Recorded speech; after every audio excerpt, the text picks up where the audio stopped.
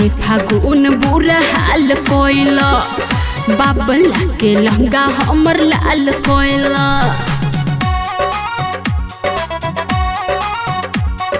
चढ़ते फागुन बुरा हाल कोइला बाबला के लहंगा हमर लाल कोइला। गोरी आपन जवानी हमके चाले दहो, गोरी आपन जवानी हमके चाले दहो। तनी लहंगा उठा के रंग डाले दहो, तनी लहंगा उठा के रंग डाले दहो।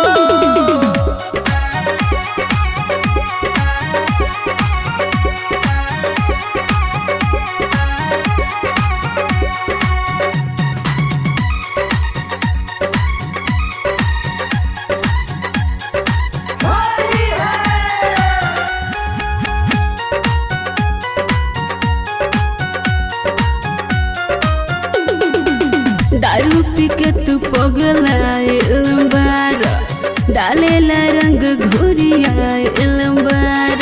समझ गइलू? अरे हो घोरियाइल बार। लेके हम ऐनी पिचकारी नु हो, आगे से डाली की पिछारी नु हो। हाथ चोली में घुसा के रंग माले दहो, हाथ चोली में घुसा के रंग माले दहो। गोरी लहंगा उठा के रंग डाले दहो, गोरी लहंगा उठा के रंग डाले दहो।